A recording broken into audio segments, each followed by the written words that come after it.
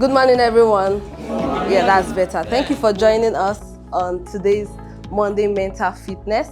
My name is Toluwani Akinyemi, and this is Journaling 2.0. So last year we had a 1.0. I'll try to do a very brief recap of all that was discussed during that training.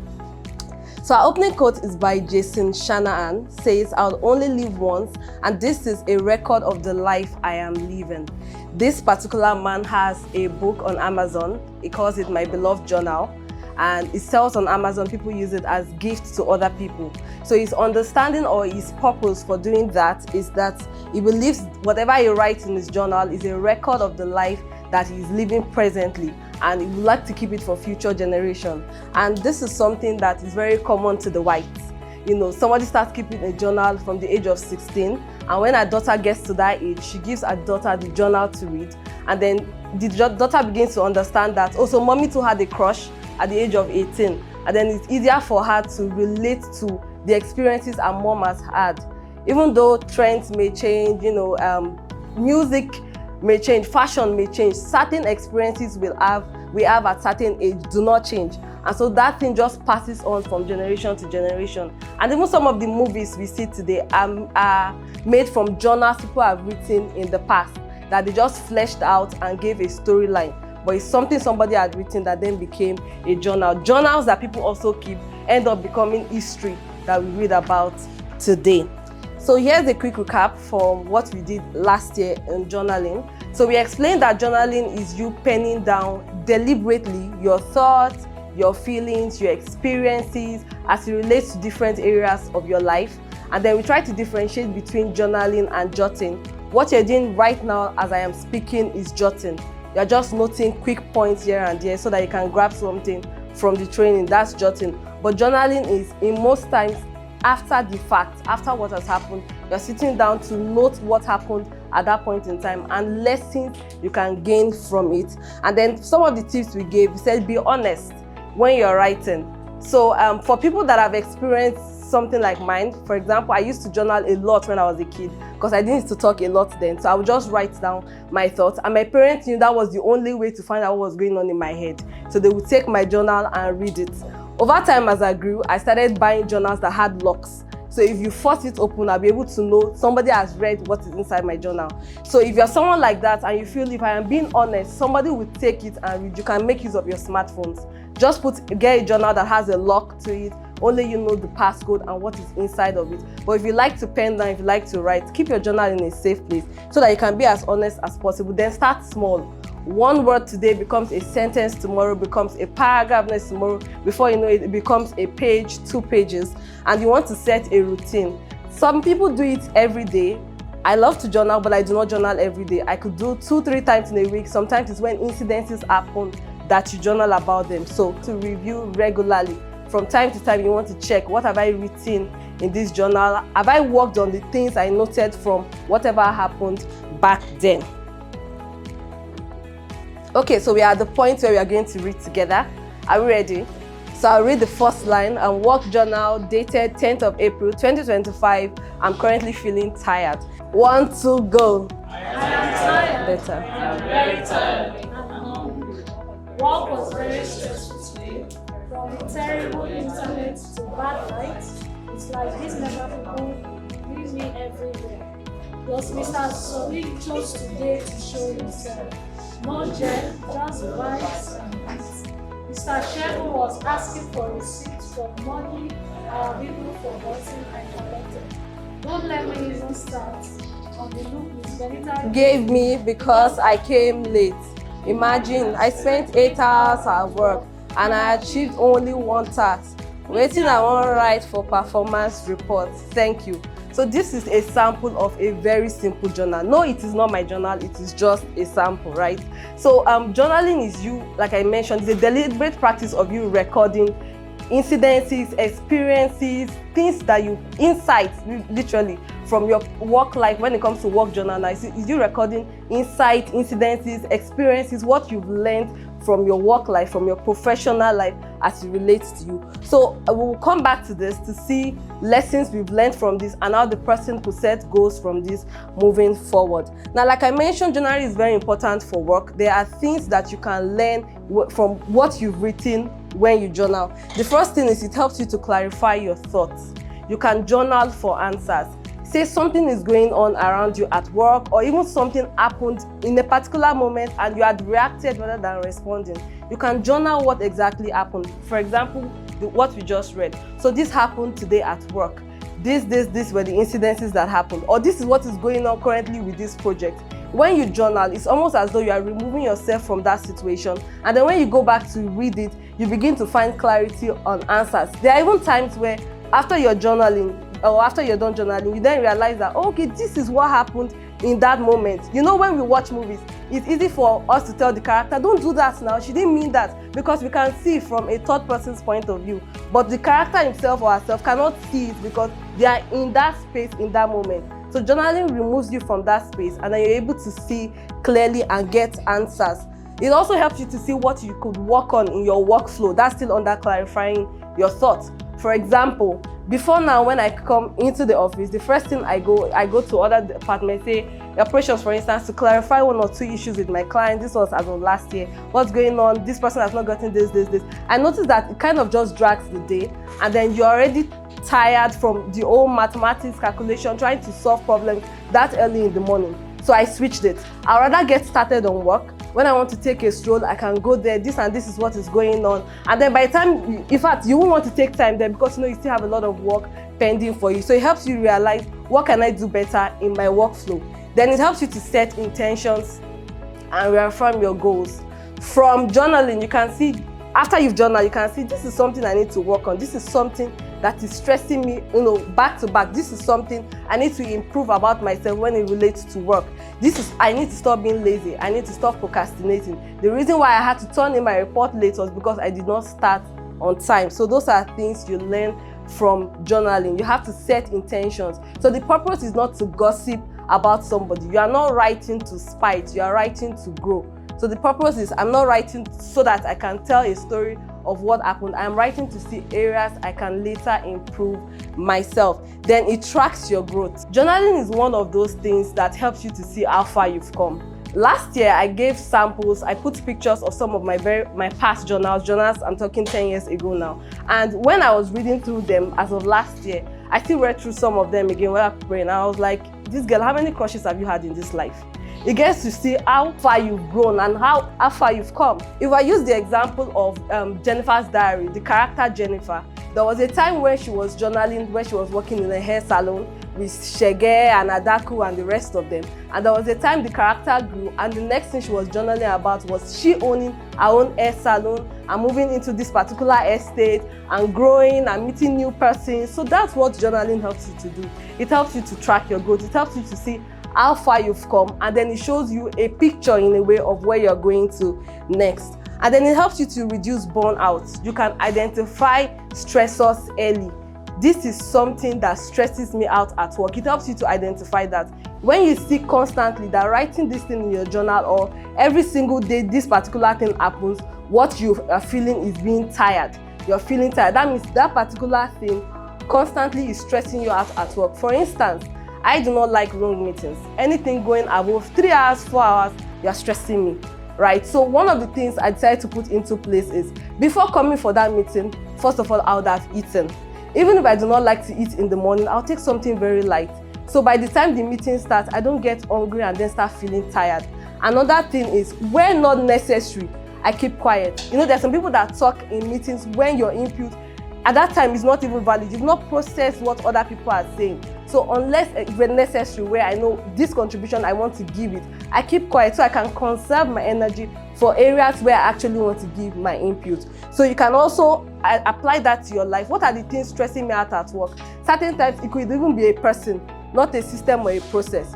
So you identify, rather than meet this person directly, let me go through, say, the team lead, through the HR to speak to this person, because I don't want to meet with you directly. It just affects my entirety of my day. Your energy doesn't flow with mine. Then it improves communication with colleagues and with clients. When you reflect over the way certain conversations have gone, you would definitely improve your communication line. For example, when I started at Adbond, majority of my sales were closed by senior colleagues at the time.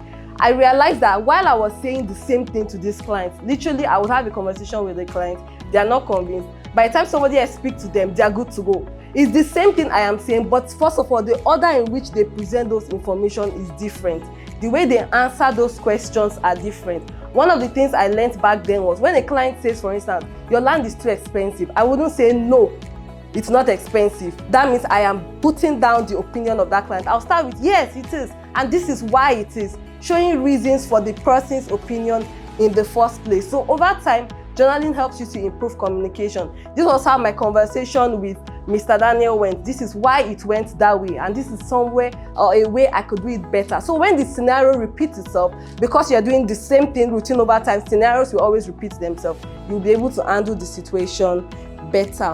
Now, we're also concerned about our personal life. So there are also ways journaling helps in our personal life. You become more self-aware. You realize patterns. If you're coming late to work, most likely you're going late everywhere, to church, to meetings, to friends' events. So you're able to see that it's not just something that relates to work, it's something that relates to other areas of my life, and this is something I need to work on.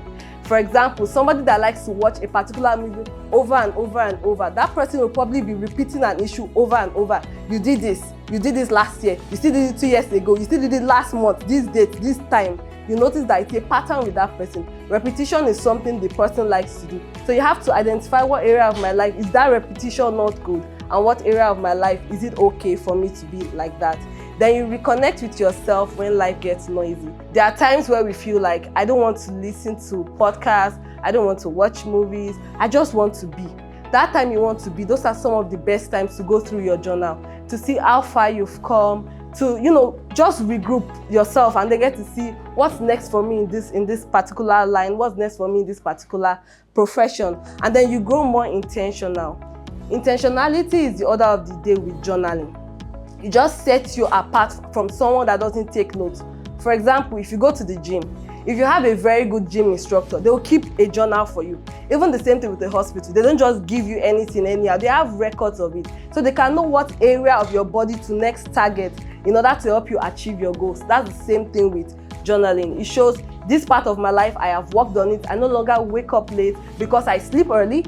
Now it's time for me to work on, preparing myself for the week ahead, not just for one day. Now I can move to for 1 week. Before you know it, you can move to for 1 month. You'll be surprised that there's some people that have gotten so good with themselves, they can plan for a year ahead. The hair I want to make, some of the outfits I want to get, I'm going to get this every quarter. There are people like that. It's intentional work. Then you cultivate gratitude and optimism. When you journal, it's easy for you to see that whatever I'm going through right now are small potatoes. I have gone through worse. And so it's not going to be difficult to overcome. Certain times you even get answers from what you've gone through in order to know how to solve what you're going through. Because like I mentioned, most times patterns repeat themselves. Yes, so for people that are going to be taking baby steps towards journaling today, we're going to look at some questions that can guide when you want to start journaling.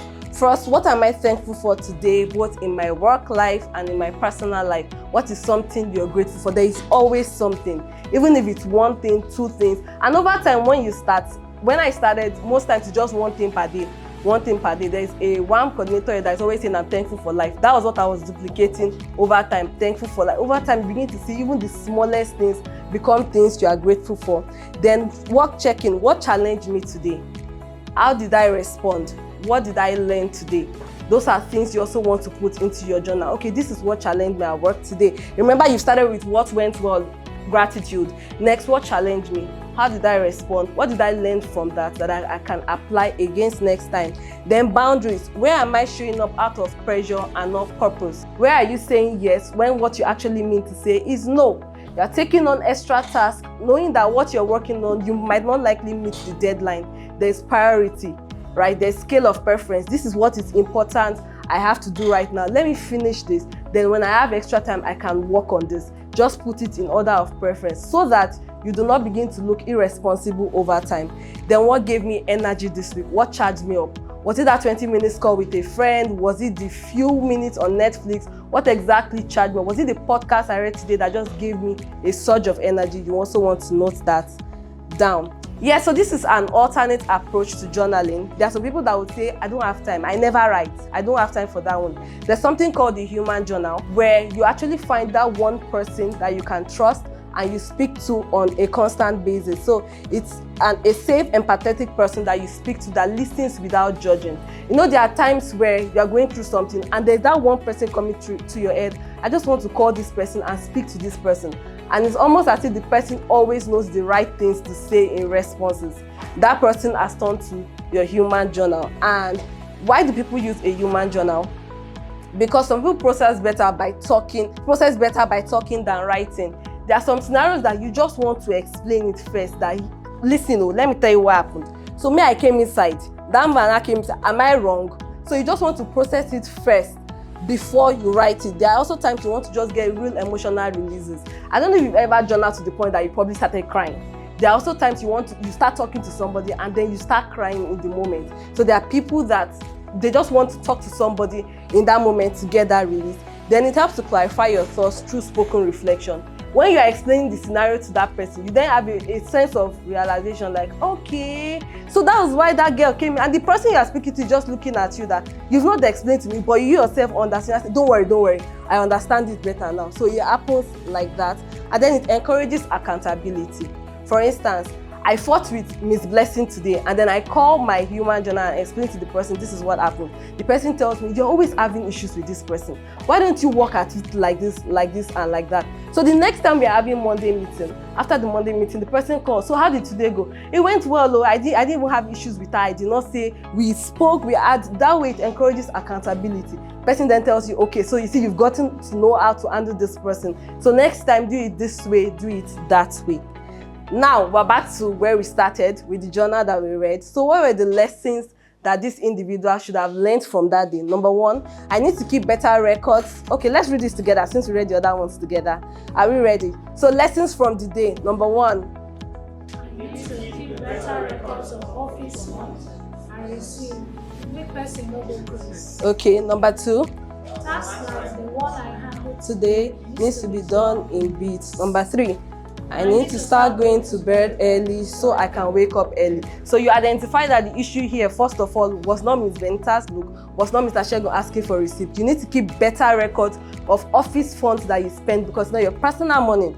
Next, you need to start going to bed early. Take accountability for it. The bus conductor, the bus that got spot was not the issue. In most cases, you just did not leave home early because you slept late.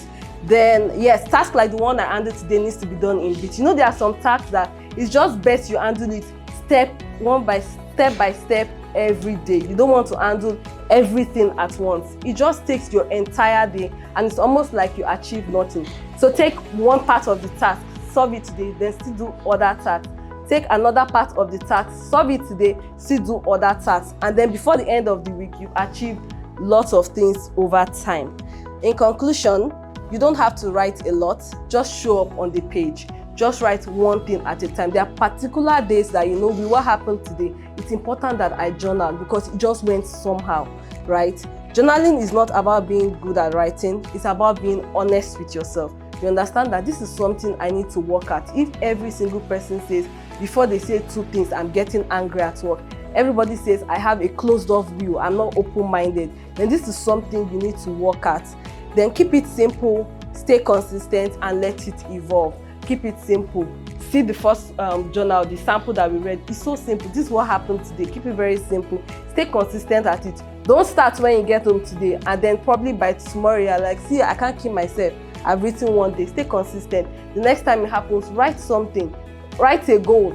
Set an intention after you've written, this is what I've learned, this is what I want to work on. And then over time, it will evolve. So if you have any questions, you have feedback, suggestions, please make use of the comment section and we'll get back to you as soon as we can. Yes, so a special thank you to Mrs. Omomi Oluwademiga for her contribution towards this training. Thank you for listening.